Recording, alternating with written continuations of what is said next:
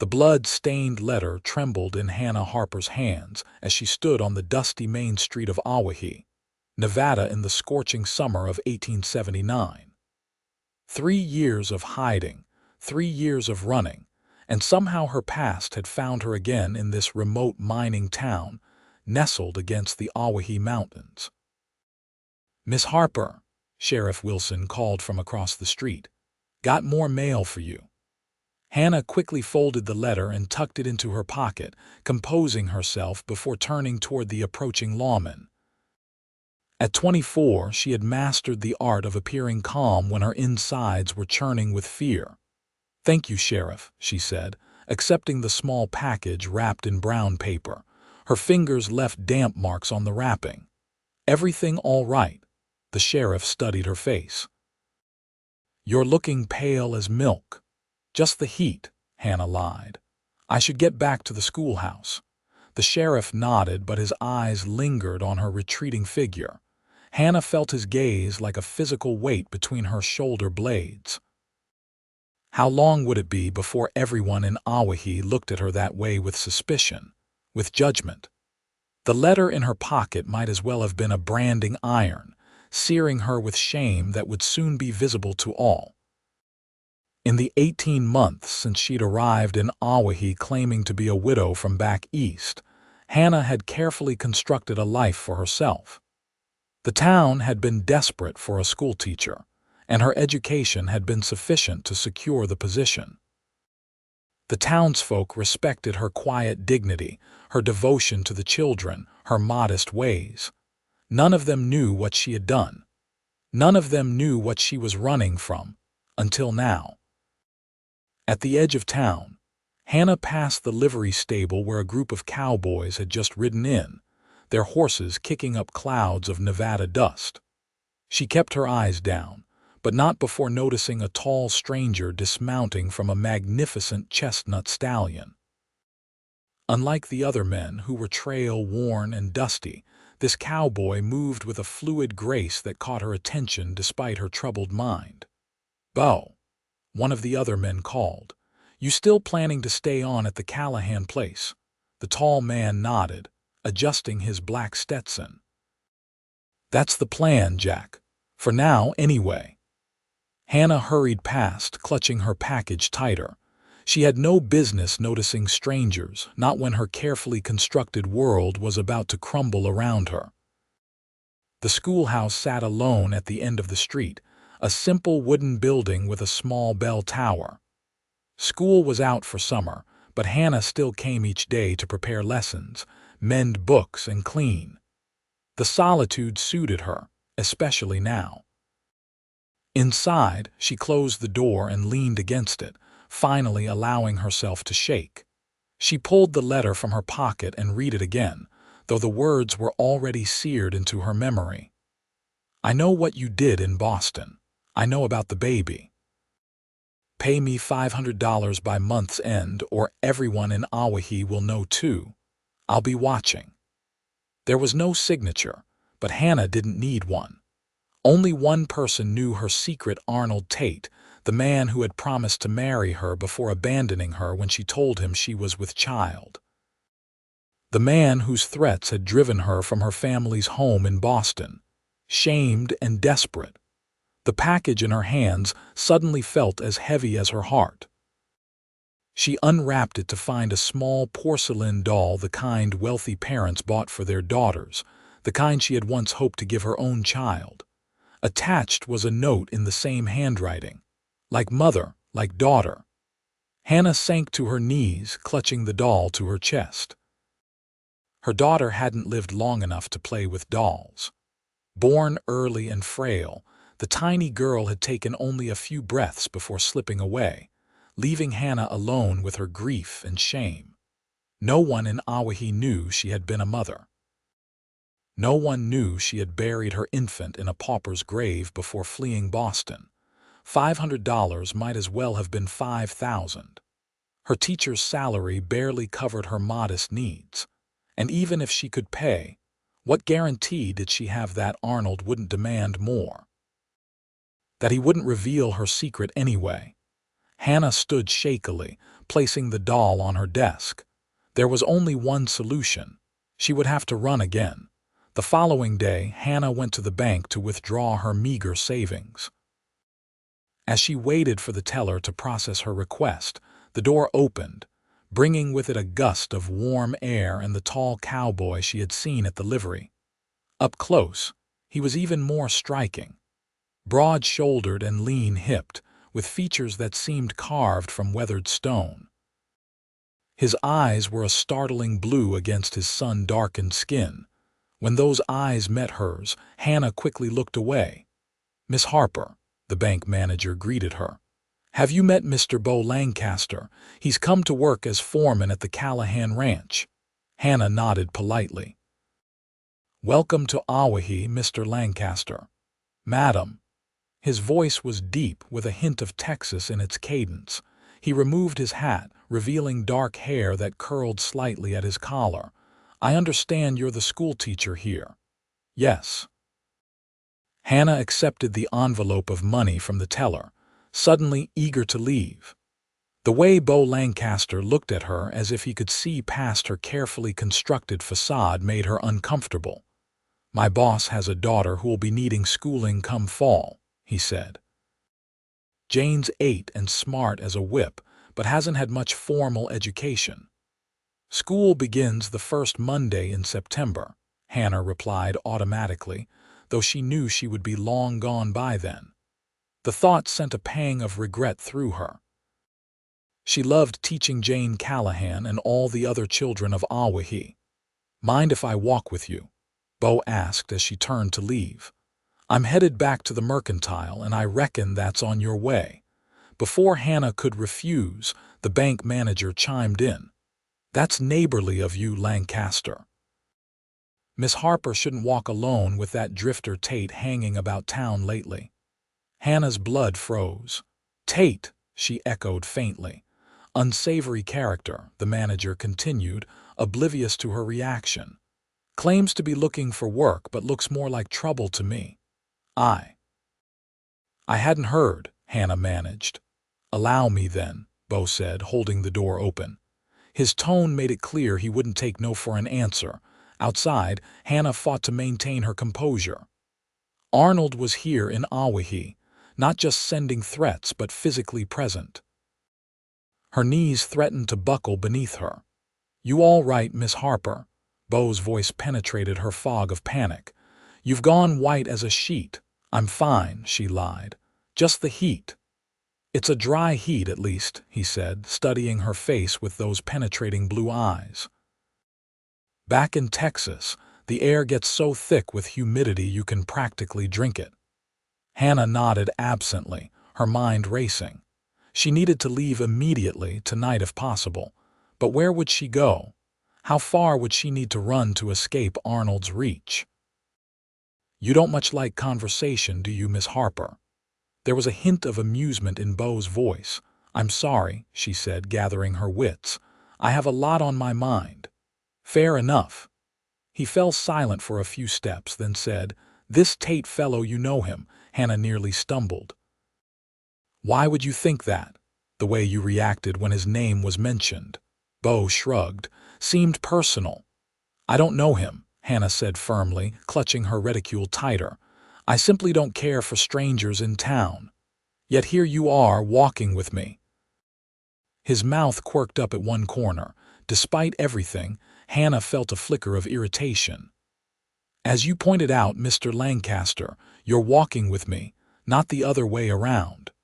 Beau's laugh was unexpected, a rich, warm sound that momentarily cut through her anxiety. "Fair point, Miss Harper. I'll stop pestering you with questions." They continued in silence until they reached the mercantile. Hannah started to bid him goodbye, but Beau spoke first. "If you ever need help with anything," he said, his expression suddenly serious, "I'm staying at the Callahan place about 3 miles west of town. Just follow the creek." Hannah met his gaze, startled by the sincerity in it. "Thank you, but I'm quite self-sufficient, Mr. Lancaster." "I don't doubt it." He settled his hat back on his head. But everybody needs help sometimes, Miss Harper, even the self-sufficient ones. As he tipped his hat and walked away, Hannah felt an unexpected twinge of regret.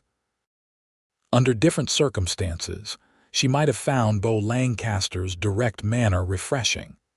But circumstances weren't different. By this time tomorrow, she would be gone from Owyhee, and Beau Lancaster would be just another person she'd left behind.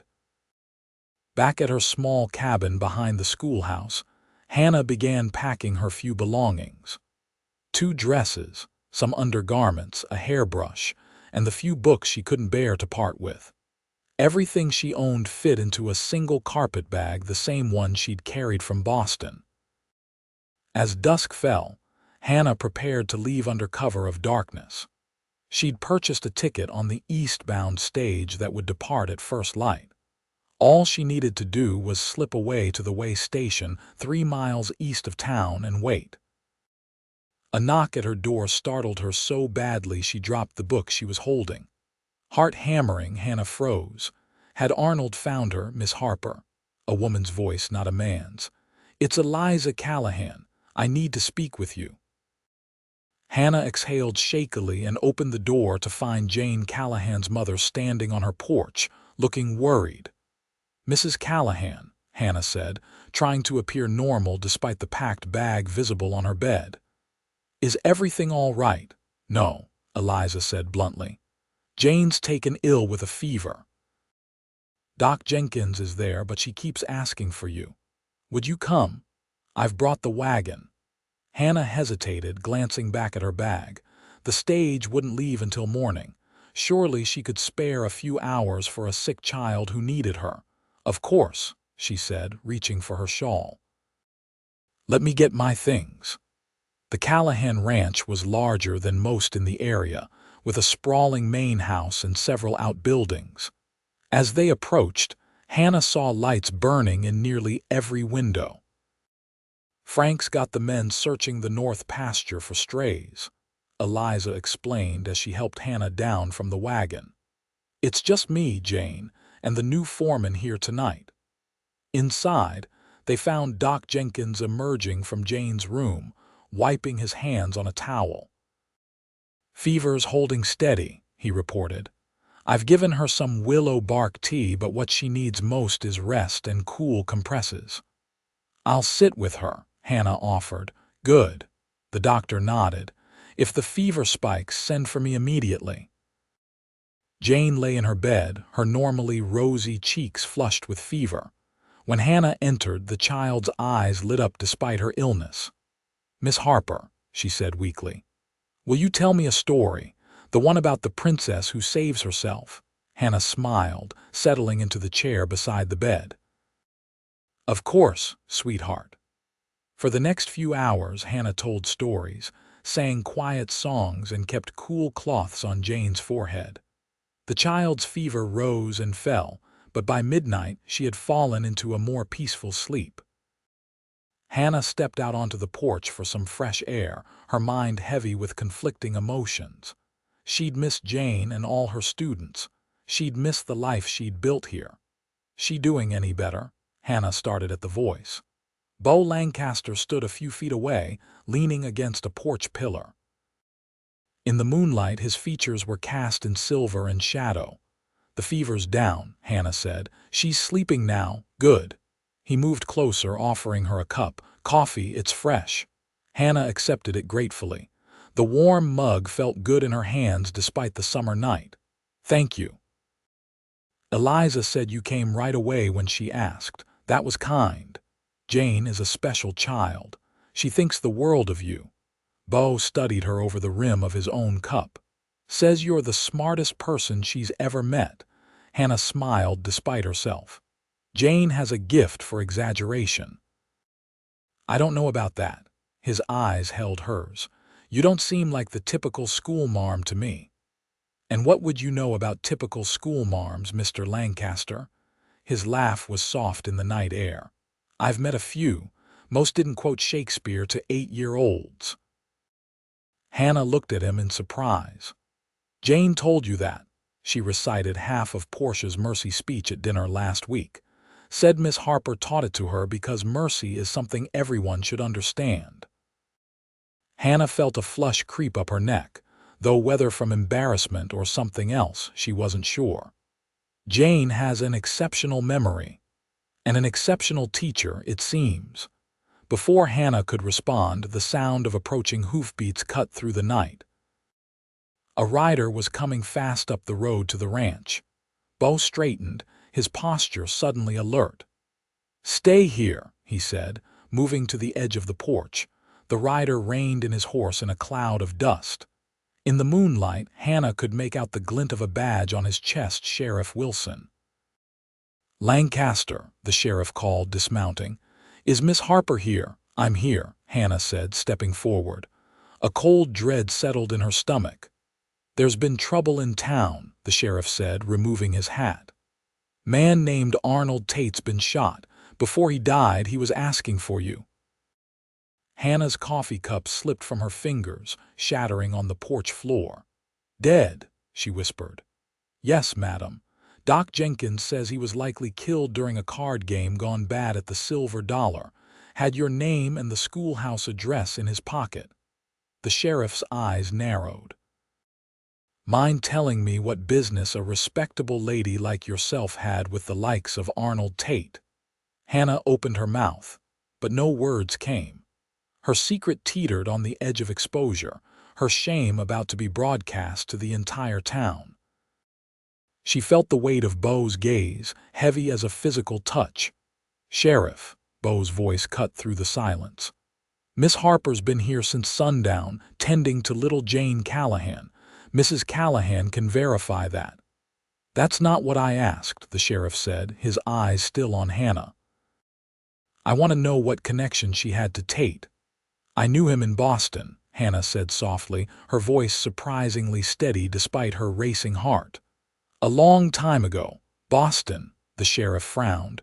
"You told folks you were from Philadelphia." Hannah closed her eyes briefly. One lie exposed, with more sure to follow. I wasn't entirely truthful about my past." The sheriff's expression hardened. "Miss Harper, I think you'd better come back to town with me. I've got some questions that need answering." "Now hold on." Beau stepped between them. "It's the middle of the night and Miss Harper's been caring for a sick child. Surely your questions can wait until morning." "This is a murder investigation, Lancaster. Step aside." "At least let her gather her things and say goodbye to the child," Beau insisted. "Give her that much dignity." The sheriff hesitated, then nodded curtly. 5 minutes. Inside, Hannah moved as if in a dream. She said goodbye to a sleeping Jane, gathered her shawl, and whispered a quick explanation to a confused Eliza Callahan.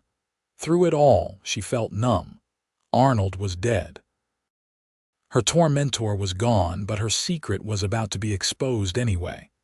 Everything she'd built in Owyhee was about to crumble. When she stepped back onto the porch, Beau was waiting. The sheriff had moved to water his horse at the trough. "Miss Harper," Beau said quietly. "Whatever trouble you're in, I meant what I said about helping." Hannah looked up at him, surprised by the earnestness in his eyes.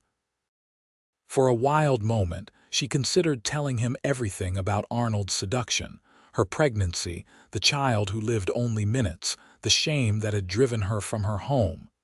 But what would be the point? By tomorrow, everyone in Owyhee would know. "Thank you, Mr. Lancaster," she said instead. "But I'm afraid no one can help me now." The ride back to town was silent and tense.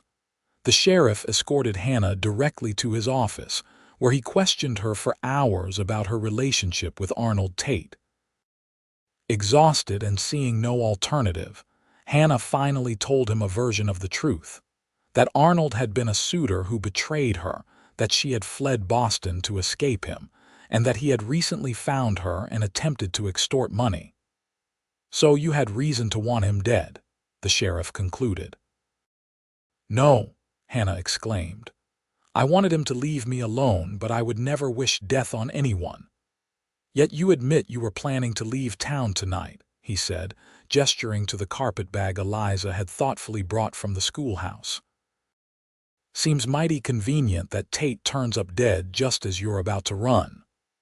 "I was running from him, not because I'd done anything to him," Hannah protested. The questioning continued until dawn, when Doc Jenkins arrived to report on his examination of Arnold's body. "Shot twice at close range," the doctor said. "Death was likely instantaneous. From the powder burns and angle, I'd say the killer was sitting across the card table from him." "Any witnesses?" the sheriff asked. "The usual crowd at the Silver Dollar," Jenkins replied. "Most claim they were looking elsewhere when the shots were fired. But Mabel from the kitchen says she saw a man with a gold tooth arguing with Tate earlier." The sheriff's brow furrowed. "That'd be Dutch Harmon. He left town on the midnight stage." "Then I suggest you telegraph ahead to have him detained," Jenkins said mildly. The sheriff turned back to Hannah, looking somewhat embarrassed. "Seems I may owe you an apology, Miss Harper, but I still need to understand what Tate wanted from you and why you lied about your past." Hannah closed her eyes, too tired to maintain her defenses any longer. "He knew something about me, something I've been trying to leave behind. He threatened to tell everyone if I didn't pay him." "And what was that something?" Hannah took a deep breath. "In Boston, I had a child out of wedlock, a daughter who died shortly after birth." The words felt strange on her tongue after years of keeping them locked inside. "Arnold was the father. He abandoned me when I told him I was with child. I left Boston because of the shame." The sheriff's expression softened slightly. "I see." "No, you don't," Hannah said quietly. "You can't possibly understand what it's like to carry that kind of shame, to be marked by it, to have it follow you wherever you go." Jenkins cleared his throat. "Sheriff, I believe Miss Harper has been through enough for one night. Unless you're charging her with something, she should be allowed to go home and rest." The sheriff hesitated, then nodded. "You're free to go, Miss Harper, but don't leave town. This investigation isn't closed yet." Hannah stepped out into the early morning sunlight feeling strangely hollow. Arnold was dead. The immediate threat was gone, but her secret was out, at least to the sheriff and Doc Jenkins. How long before it spread through town like wildfire? How long before the whispers started, before parents began to question whether a woman of her moral character should be teaching their children? Miss Harper. Beau Lancaster stood across the street, his tall figure unmistakable even in the growing crowd of early risers. He crossed to her, concern etched on his features. "Are you all right?" he asked. "I've been waiting for hours. You've been here all night." Hannah was too tired to hide her surprise. "Couldn't very well leave you alone with the sheriff," he said, as if it were the most natural thing in the world to stand vigil for a woman he barely knew. "Come on, I'll walk you home." Too exhausted to argue, Hannah allowed him to take her carpetbag and escort her through town. People stared as they passed, whispering behind their hands. News of Arnold's murder and Hannah's connection to the dead man had clearly spread. At her cabin, Beau set her bag down on the porch. "You should rest," he said. "I'll bring you something to eat later." Hannah shook her head. "That's not necessary, Mr. Lancaster. You've been kind, but—" "Beau," he interrupted. "My name is Beau." "Beau," she conceded, "but you don't need to concern yourself with me." His blue eyes held her steadily. "Maybe I want to." "You don't know me," Hannah said, suddenly angry at his persistence, at the gentleness in his voice. "You don't know anything about me." "I know you dropped everything to help a sick child," he said evenly. "I know you're well-read and kind. And I know you're running from something that scares you enough to make you leave a place and people you clearly care about." Hannah turned away, unable to bear the weight of his gaze. "What you don't know would fill volumes." "Then tell me," he said simply. For a moment, Hannah was tempted. But the events of the night caught up with her, and exhaustion overwhelmed her desire to unburden herself. "I can't," she whispered. "Not now." Beau nodded as if he understood. "Get some rest. I'll come back later." As he walked away, Hannah wondered if he would actually return once he heard the whispers that were undoubtedly already circulating through town. Who would want to associate with a woman who had borne a child out of wedlock, a woman branded by shame? Inside her cabin, Hannah collapsed onto her bed fully clothed, too tired even to remove her shoes. Despite her exhaustion, sleep eluded her. Every time she closed her eyes, she saw Arnold's face, heard his mocking voice reading the letter he'd sent. "I know about the baby, her baby." Her daughter, who had lived only long enough to draw a few breaths, whose tiny face Hannah had memorized in those brief moments before she was taken away. In Boston, she hadn't even been allowed to name the child or attend her burial. Unwed mothers were not afforded such dignities. A knock at her door startled Hannah from her dark thoughts. She sat up, wondering how long she'd been lying there. The light coming through the window suggested it was mid-afternoon. "Miss Harper," a woman's voice called. "It's Eliza Callahan." Hannah smoothed her rumpled dress and opened the door to find not only Eliza but several other women from town standing on her porch. Each held a covered dish or basket. "We thought you might need some company," Eliza said, stepping inside without waiting for an invitation. The other women, Martha Jenkins, the doctor's wife, Susan Wilson, the sheriff's wife, and Rebecca Powell, who ran the millinery shop, followed. Hannah stood bewildered as they bustled about her small cabin, setting out food, brewing tea, and generally making themselves at home. I don't understand," she finally managed. Martha Jenkins patted her hand. "We heard about what happened with that Tate fellow. Must have been quite a shock." "You heard?" Hannah repeated faintly. "That he tried to extort money from you," Susan Wilson clarified, pouring tea. "Shameful behavior." "My husband told me how that man abandoned you when you needed him most," Martha added, her kind eyes full of sympathy. "Some men aren't worth the ground they walk on." Hannah sat down heavily. "Then you know, about Boston, about my child." The women exchanged glances.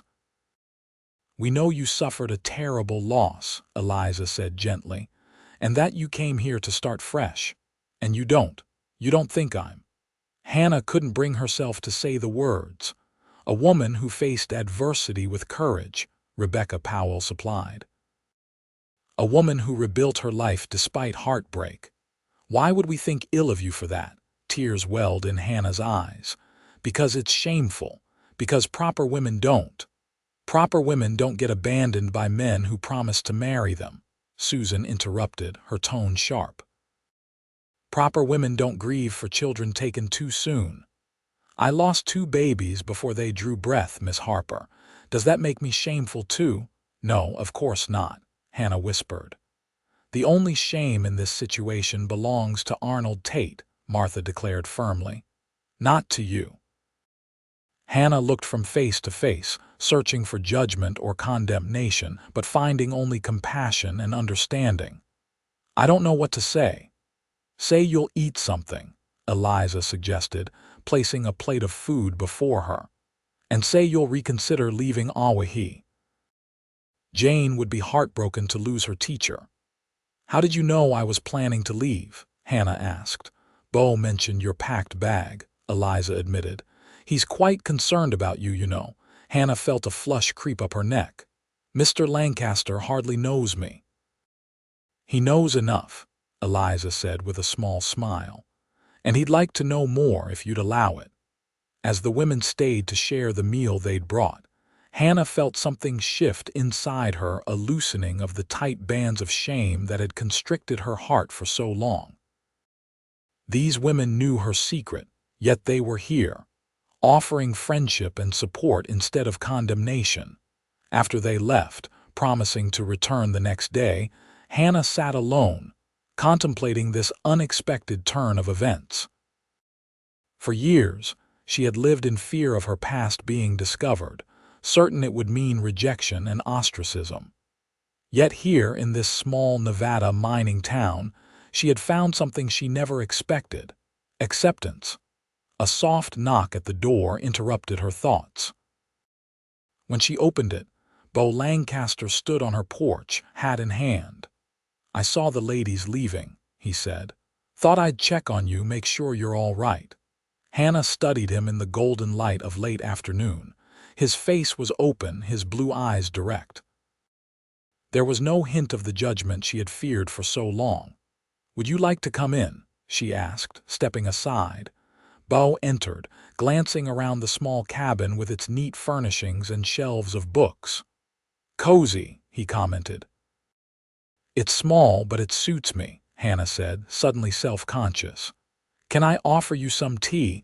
The ladies brought enough food to feed an army." "I wouldn't say no," Beau replied with a smile that seemed to warm the room. As Hannah busied herself with the kettle, Beau settled into a chair at her small table. "Sheriff Wilson telegraphed that they caught Dutch Harmon in Elko," he said. "He confessed to shooting Tate over a gambling debt." Hannah's hand stilled. "So it's over.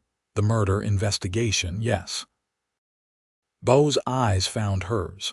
"But something tells me there's more troubling you." Hannah set the cups on the table and sat across from him.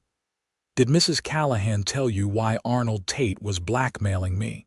"No," Beau said. "And I didn't ask. I figured if you wanted me to know, you'd tell me yourself." The simple respect in his words touched Hannah deeply. How long had it been since someone had trusted her to make her own decisions about her life? "I had a child out of wedlock," she said, the words coming easier now after having spoken them aloud earlier. "A daughter who lived only minutes. Arnold was the father.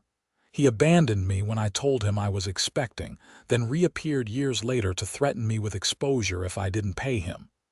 Beau's expression remained steady, though his eyes darkened with anger. "He sounds like a real snake." "He was," Hannah agreed. "But his death doesn't change the fact that my past, my shame, is now known." "What shame?" Beau asked, his voice gentle but firm. "I see a woman who endured hardship and kept going. I see strength, not shame." Hannah looked at him in wonder. "How can you say that? You barely know me." "I know enough," he said, echoing Eliza's words. "And I'd like to know more if you'd let me."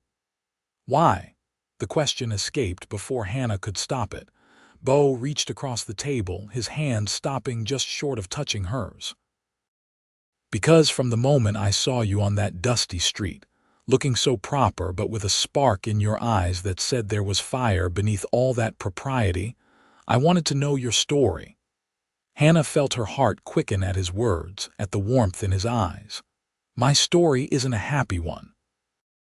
"All stories have dark chapters," Beau said. "Mine included, but that doesn't mean they can't have happy endings." Hannah found herself smiling despite everything. "Are you always this philosophical, Mr. Lancaster?" "Only when I'm trying to convince a beautiful schoolteacher not to run away before I have a chance to court her properly," he replied with a grin that transformed his face. "Court me," Hannah echoed, her smile fading. "You can't be serious." "I'm entirely serious," Beau said, his expression sobering. "Unless you find the idea objectionable." Hannah stood, moving to the window to gather her thoughts. "You don't understand what you're saying. I'm a woman with a past, a woman people will talk about." "Let them talk," Beau said, rising to stand behind her. "People always find something to gossip about. Next month it'll be someone else." "It's not that simple," Hannah protested, though she felt her resolve weakening. "It can be," Beau insisted, "if we don't make it complicated." Hannah turned to face him, struck by his nearness. He stood close enough that she could see the fine lines at the corners of his eyes, smell the clean scent of soap and leather that clung to him. "Why would you want to court a woman like me when you could have anyone?" she asked, voicing the fear that had been lurking beneath her other concerns. Beau's expression softened. Because there is no woman like you, Hannah Harper. There's just you, and you're the one I want to know better." The sound of her name on his lips sent a tremor through her. How long had it been since someone had spoken to her with such tenderness? "I don't know what to say," she admitted. "Say you'll give me a chance," Beau suggested. "Say you'll let me take you for a drive on Sunday. We can talk, get to know each other better." Hannah hesitated, torn between caution and the unexpected hope blossoming in her heart. "The town will talk. Let them," Beau said simply. "I'm not courting the town, I'm courting you." Against all her better judgment, Hannah found herself nodding. "All right, Sunday." Beau's smile was like sunrise breaking over the mountains. "Sunday it is. I'll pick you up after church." After he left, Hannah sat for a long time trying to make sense of the day's events. Arnold was dead, her secret exposed, yet instead of the rejection and condemnation she had feared, she had been met with acceptance and understanding. And now, this unexpected interest from a man who seemed undaunted by her past. For the first time in years, Hannah allowed herself to hope that perhaps her life could be more than an endless flight from shame. Perhaps here, in this unlikely place, she could finally stop running. Sunday arrived bright and clear, the Nevada sky an endless vault of blue. Hannah dressed with more care than usual, selecting her best dress, a deep blue cotton that brought out the amber flecks in her hazel eyes. She pinned her chestnut hair up loosely, allowing a few curls to escape around her face. When Beau arrived with a smart buggy and a matching pair of grays, Hannah felt a flutter of nerves. He looked different today, freshly shaven, his dark hair slicked back, wearing a clean shirt and string tie rather than his usual work clothes. "Miss Harper," he greeted her, helping her into the buggy with a warm hand at her elbow. "You look lovely." "Thank you," Hannah replied, settling her skirts. "You clean up rather well yourself, Mr. Lancaster." His grin was quick and bright. "I have my moments." They drove west out of town, following the creek into the foothills where aspens shimmered silver green in the sunlight. Hannah found conversation surprisingly easy. Beau told her about growing up on a ranch in Texas, about the wanderlust that had driven him north after the war, about his dreams of someday having a place of his own. "What about you?" he asked, as they stopped to rest the horses in a shady grove beside the creek. "Did you always want to be a teacher?" Hannah shook her head. "No, I wanted to be a writer. I used to fill notebooks with stories when I was a girl." "What kind of stories?" "Adventures, mostly," Hannah admitted with a small smile. Daring heroines traveling to exotic places, having all sorts of escapades. My mother thought it was a waste of time. She wanted me to focus on finding a suitable husband. And instead you became a teacher. It was a respectable way for a woman alone to support herself, Hannah said. And I discovered I loved it. There's something wonderful about watching a child's mind open to new ideas. Beau helped her down from the buggy, his hands lingering at her waist a moment longer than necessary. "You're good at it. Jane talks about you like you hung the moon." Hannah laughed, the sound echoing off the canyon walls. "Jane is an exceptional child." They walked along the creek, talking easily about books they'd read, places they'd seen, dreams they still harbored. Beau spread a blanket in the dappled shade of an aspen grove and unpacked a picnic basket filled with fried chicken, biscuits, and cherry pie. "Did you make all this yourself?" Hannah asked, impressed. "Lord, no," Beau chuckled. "Mrs. Callahan took pity on me. Said she couldn't let me court you with hardtack and jerky.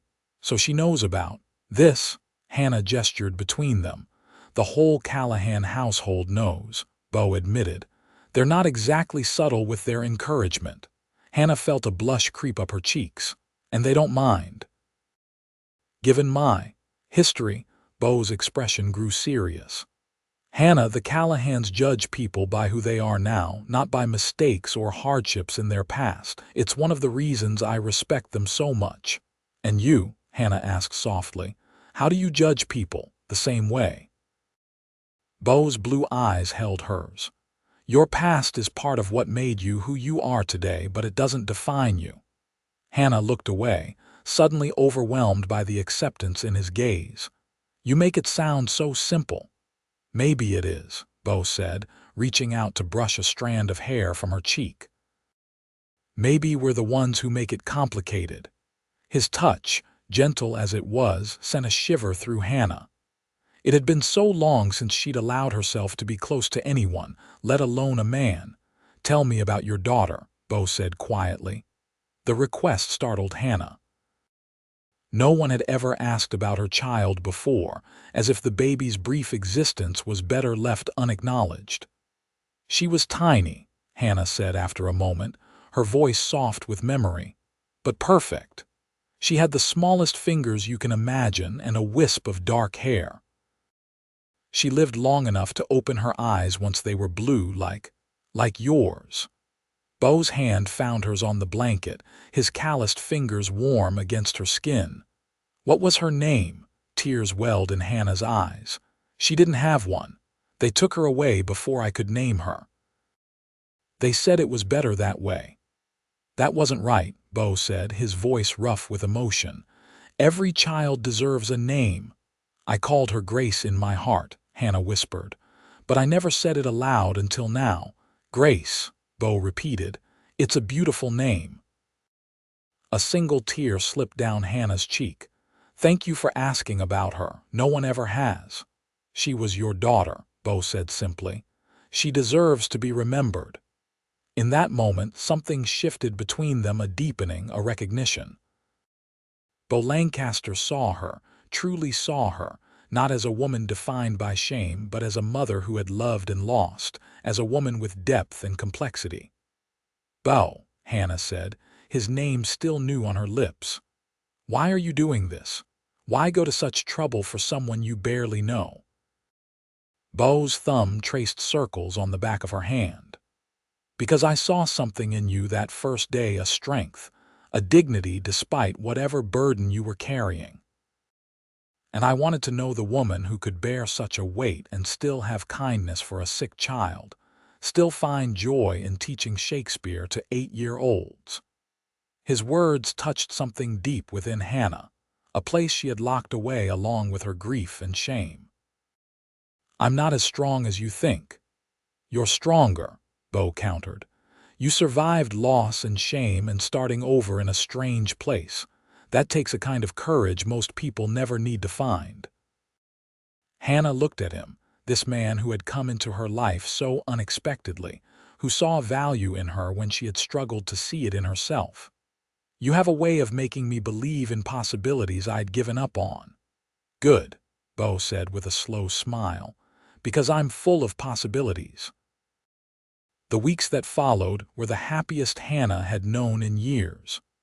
Beau courted her openly, taking her for drives, bringing her wildflowers, sitting beside her in church on Sundays. The townsfolk, rather than shunning her as she had feared, seemed to accept their relationship with approving nods and knowing smiles. School began again in September, and Hannah threw herself into teaching with renewed enthusiasm. Her students, including Jane Callahan, showed no sign that their parents had shared any misgivings about her past with them. One crisp October afternoon, as Hannah was dismissing her students for the day, Beau appeared at the schoolhouse door, his expression unusually serious. "Can you come with me?" he asked once the children had scattered. "There's something I need to show you."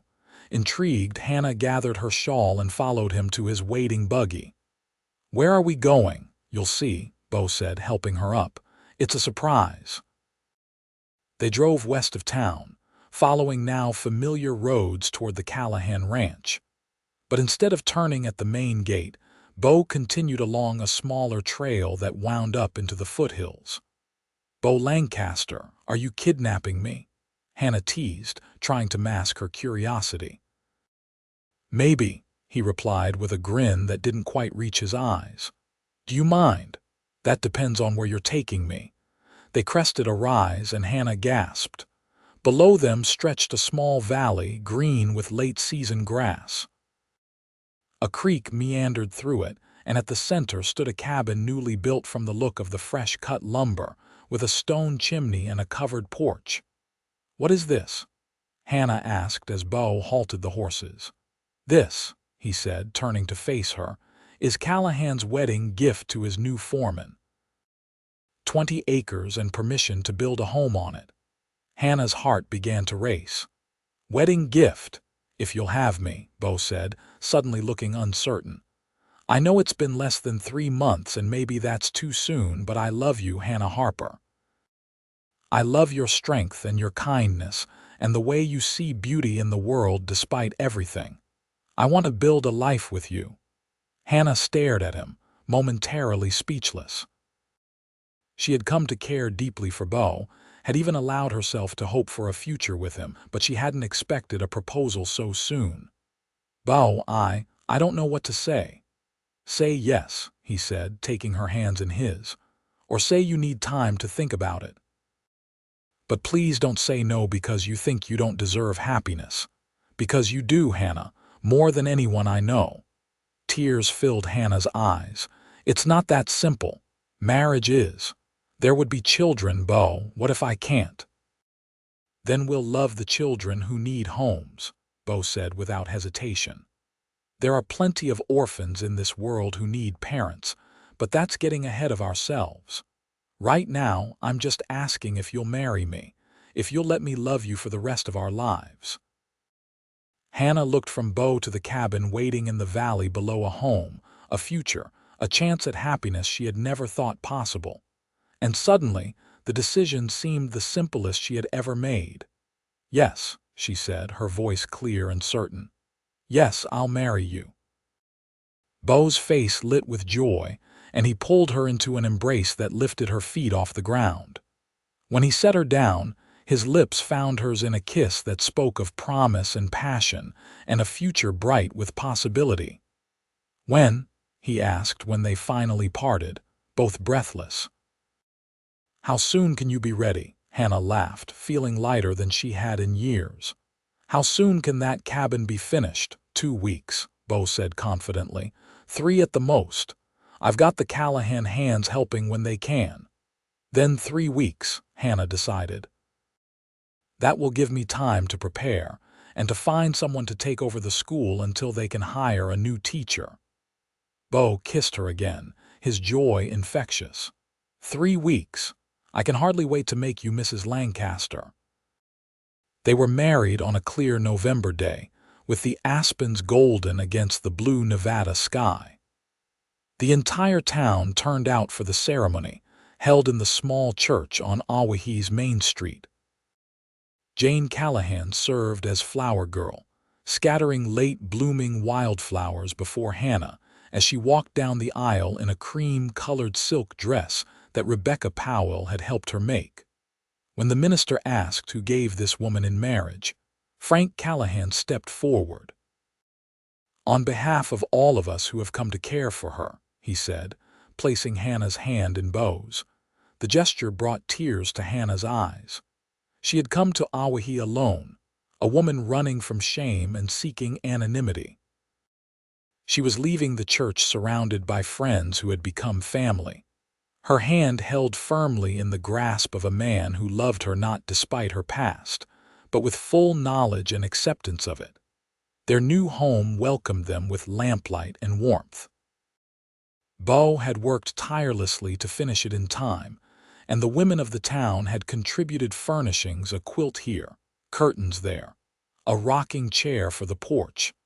That night, as they lay together in their new bed, Hannah marveled at the turn her life had taken. "I never thought I could be this happy again," she whispered against Beau's chest. "I thought my chance at joy was gone." Beau's arms tightened around her.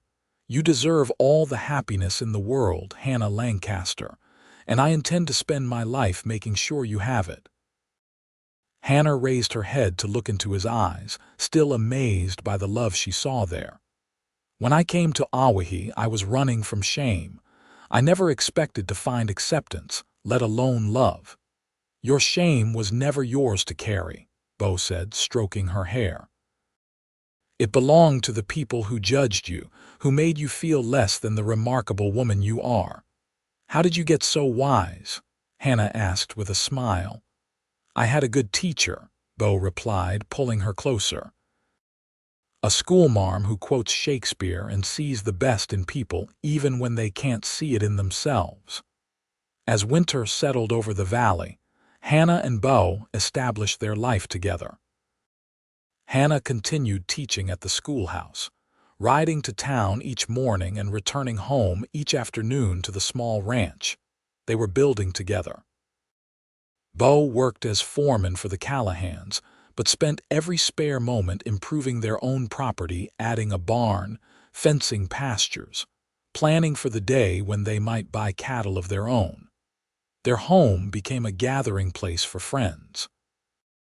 The Callahans visited often, as did the Jenkins, the Wilsons, and other families from town.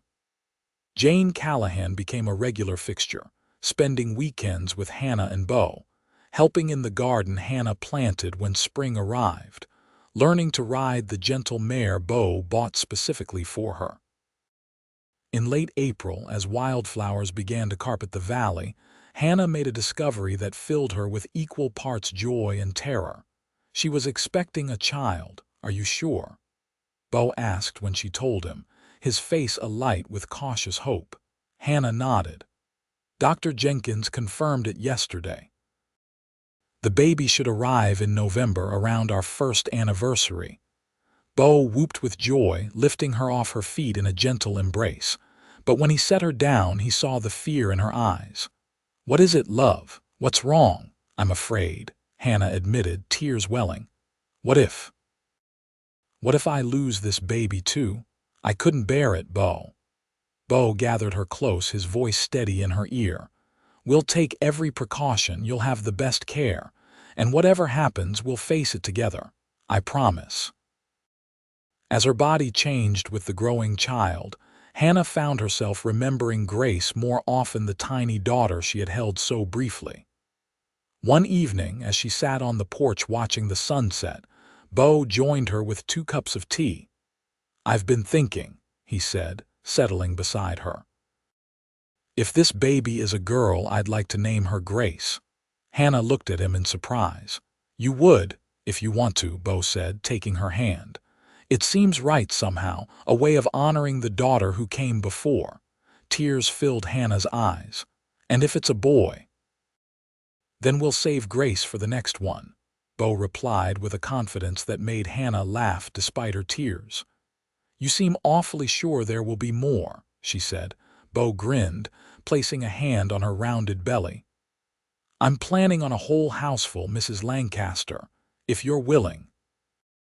As summer turned to fall, Hannah's anxiety grew along with her child. Dr. Jenkins visited regularly, assuring her that everything was progressing normally. The women of the town surrounded her with support, sharing remedies for morning sickness, sewing baby clothes, offering advice and encouragement. "You're not alone this time," Eliza reminded her during one such gathering. "That makes all the difference." November brought early snow to the mountains, and the birth of Hannah's child, a healthy boy with a shock of dark hair and his father's blue eyes. The labor was long but uncomplicated, and when Dr. Jenkins placed the wailing infant in Hannah's arms, she wept with joy and relief. "He's perfect," Beau whispered, his voice thick with emotion as he sat beside her on the bed. "Absolutely perfect." "William Grace Lancaster," Hannah said, stroking the baby's cheek. "We'll call him Will, but he'll carry Grace with him always." As Will grew from infant to toddler, the ranch prospered under Beau's careful management. They added a small herd of cattle, then horses, gradually building toward independence from the Callahan spread. Hannah continued teaching until her second pregnancy kept her closer to home. Their daughter, born in the spring of 1882, they named Sarah after Beau's mother. Will, at 2.5, regarded his sister with a mixture of fascination and suspicion that made his parents laugh. Life settled into a rhythm of seasons and growth. The valley that had once held only a single cabin now boasted a thriving small ranch with orchards, gardens, and fields of hay for the livestock. Hannah found time between caring for her children and helping with the ranch to return to an old love: writing. Her stories, published in magazines and newspapers across the country, drew on the rich tapestry of Western life and the resilience of its people. 5 years after they married, as they sat on their porch watching Will and Sarah play in the yard, Beau took Hannah's hand. "Are you happy?" he asked. "Really happy."